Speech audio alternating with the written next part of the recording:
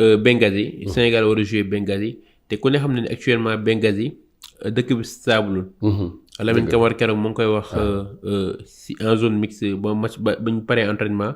Même le coach Pape Thiaw ñaax na leen. Dans leur comportement si stabilité par rapport ak stabilité dëkk boobu noonu. Est-ce que loolu noonu mënul am ay conséquences négatives si performance joueurs yi. waaw xam nga compétiteur moom. day dugalaale yooyu yëpp ci biir. ku nekk la war rek def ko. defe na fédération sénégalaise de football la ko waroon def na ko. mooy bind CAF pour ñaan. compte tenu du fait que réew ma. dafa am ay yëngu-yëngu. ñu bañ ko jouer Benghazi. bi CAF bi ñu tontoo. ne danañ jël disposition yëpp à partir de ce moment yow da ngay jël sa matukaay. say matukaay mooy effectivement équipe nationale xam nga buy dem. bip dafay nekk danañu am ay éléments yoo xam ni éléments yu de sécurité la. loolu lañ mën. te ñaan yàlla nag ñu dem ci jàmm. la ñu yaakaar ci pour disposition yi ñuy wax ñu jël ko ba nga xam ni danañu mën a def jogante bi ci jàmm. yàlla dimbali ñu ñaan yàlla gañe ñibbisiwaat ci jàmm. li ñu waroon daal ñun def nañ mooy Benghazi lañ ñu programmé. danañ dem Benghazi dans de très bonnes conditions jël sunu ay dispositions ba nga xam ni bu match bi tasee ñu ñibbisi. rapidement parce que nit ñi bu ñu fàttee nii Sénégal dans la maîtrise de l'environnement. demoon nañ ci ba nga xam ni da ngay ñëw jouer ak ñun fii. bala ngaa ñëw sa dëkk fekk ñun ñoo la fa jiitu. yooyu nag ay éléments la yoo xam ne dañ ko war a intégrer. je crois que standingu Sénégal nañu fexe ba bu mu wàcc. loolu mooy sawarloo xale yu mel nii nga xam ni bu ñu amee possibilité tànn fii wala tànn fa. ñu tànn Sénégal il faut rendre la mariée belle. alors Sénégal Soudan nekk le choc pour la première place. tout à fait. alors naka la coach bi ak équipe bi war a aborder match bi pour mën a génn ci match ak 3 points. waa def li nga mën yaakaar naa ni Pape Thiaw ba mu ñëwee ba léegi. 4-3-3 lay football 4-3-3 classique. en mettant chaque élément à son poste.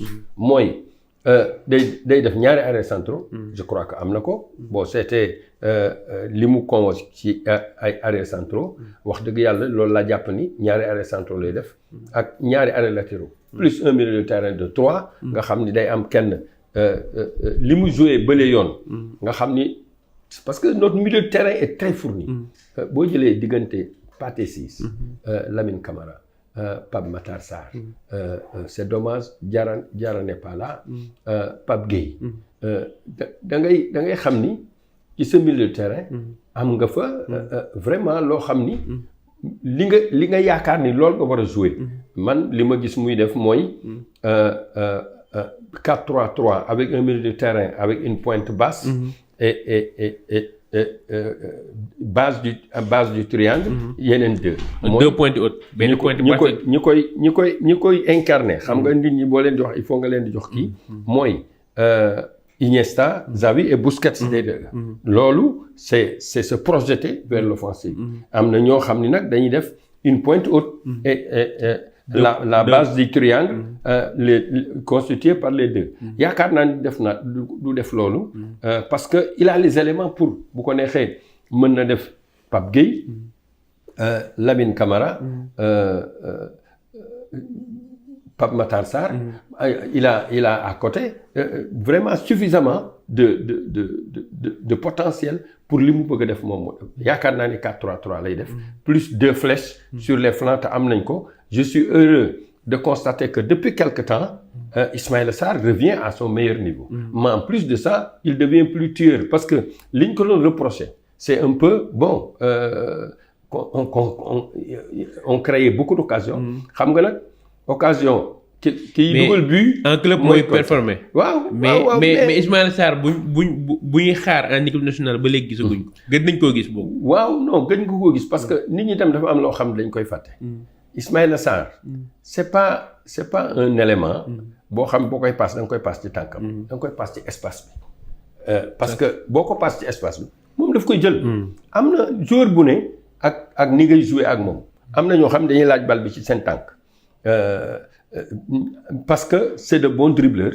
c'est des garçons rapides. am na ñoo xam ni ils sont vifs ñooñu tamit dafa am ñooy jouer ñoom. yaakaar naa ni li muy def en club bay performer Pape Thiaw teg na ci bët war na xam effectivement que la balle doit sortir très rapidement il a les éléments pour ça looloo tax ma yaakaar ni il va se donner les moyens parce que depuis quelque temps aussi nous voyons que Sadio fait de bonnes prestations classé wu ma waaye yaakaar naa ni bon Nicolas Jackson est out Mandia est out mais ça ne veut pas dire que li may gën a regretter nag c'est l'absence de Diarra parce qu'il commençait quand même à s'imposer à s'imposer à marquer son territoire wax dëgg yàlla dëgg neex yàlla il est bon que équipe bi bu commencé taxaw ñu am ay automatisme ñi nga xam ni ñoo koy incarner nañu fexe ba ñu fay nekk waaye en sport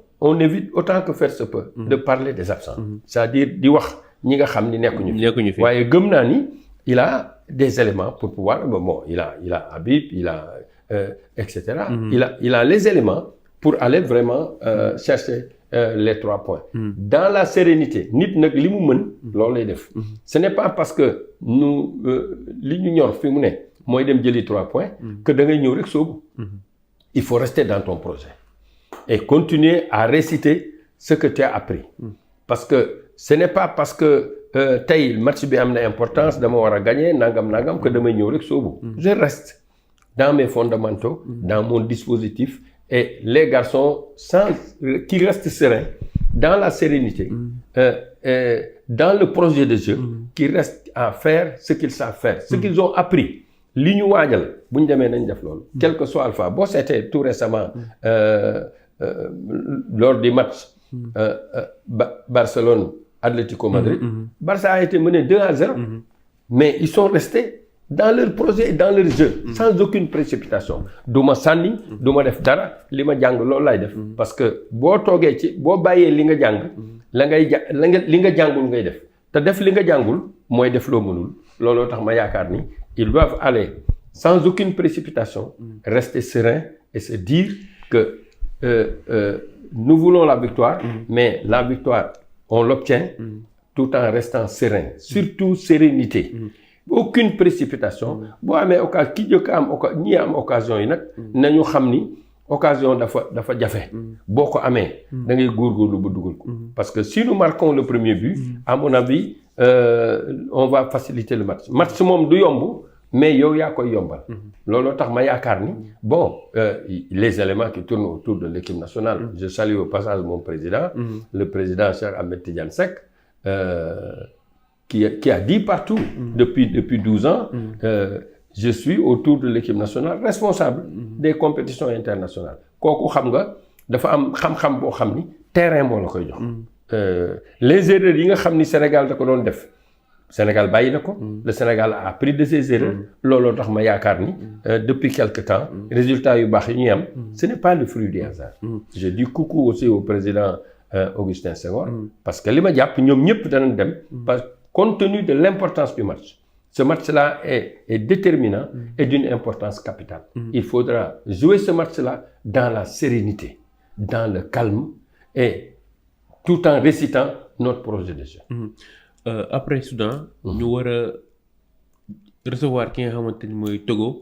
3 jours après. Est-ce que voyage bi. mënul am ay conséquences tamit si performance joueurs yi. xam nga bi ma doon wax dama la ne. standingu Sénégal moo tax ba yenn joueurs yi boo leen wooyee ñu daw ñëw parce que bu fekkoonte ne dañuy nekk foofu match bi tas ñu naan nañ fay teg benn fan ñaari fan nga xam ne bu ñuy egsi Sénégal dañuy egsi fii fekk togolais yi ñoom ñëw nañu jëkk nañ ñu fi xale yi noppalu wuñu lekkuñu à temps et cetera yaakaaruma ni Sénégal dana wàccee standingam moo tax maîtrise bi may wax noonu maîtrise de l'environnement c'est déterminant dans des compétitions de ce genre gis nga ku la ko gën a maîtriser walaay am na loo xam ni am na ko avance ci yow parce que yaram la rek dafa am loo xam ni moom la laaj gëm naa ni ñi nekk foofu parce que am nañ fa ay médecins am nañ ay diététiciens am nañ ay yu bëri xam-xam yu nga xam ni yëpp dañ ko war a dajale ci équipe nationale xam-xam yooyu yëpp dajale nañ ko fa te ku gërëmul xarab parce que nag dañuy wax peccum liir moom bu neexee doom ja moo yaay ja moo jàpp ci wagg yi looloo tax ñu war di gërëm à chaque fois que ñu dem ba dellu si dire merci à la fédération mais bu ko mënee la fédération le doit à son ministère et donc à l'État du Sénégal parce que les dispositions yi nga xam ni dañ ko war a jël les moyens yu ñu war a dégager loolu état moo ko mën te état mi ngi koy def donc nañ ko wax waaw góor te yaakaar naa ni bu ku ne jouer rôle bi mu war a jouer yàlla mën nañoo dimbali ñu jël le retour de Sabaly en équipe nationale du Sénégal mu nekk une demande nationale keroog Pape Thiaw wax na ko ci conférence de presse bi nee na mooy waxtaan ak Sabaly mais amaguñ terrain d'entente le retour de Sabaly en équipe nationale loolu yow ban jàngat nga ci am. mais en fait Pape Thiaw est dans son rôle c'est-à-dire on a dit le sélectionneur de l'équipe nationale il prend les meilleurs à chaque poste Sabaly boo gisee prestation yi muy def nga xam ni équipe nationale yi ci àddina bi fu mu demoon dana fa jouer dëgg la nit nag day moom genn wàllam ñeneen ñi moom ko Allemagne bi Kroos ne bàyyi na dootul jouer équipe nationale dañu dem waxtaan ak moom ne ko non dañuy dem compétition on va jouer la coupe d'Europe on aura besoin de toi bu réew soxlaa nag ñëpp dañuy ñàkk looloo tax ma xam ni bu ñu bàyyi en attendant ñu ngi continuer di jouer am nañu ay arrêts latéraux mais trop de bien n'a jamais nui c'est-à-dire man ma amaat beneen arrêt latéral boo xam ni maa ko gis ñoom Séville contre Real Madrid muy marqué l'un des excentrés les plus percutants du football mondial Vinicius Junior tout le monde a vu la prestation de Sabaly kooku nag c'est un plus yaakaar naa ni mi ngi ci rôle am du wàññi dara bu ñu mënee loo xam ni bu ñëwee day yokk rek nañu fexe ba nous allons vers des compétitions importantes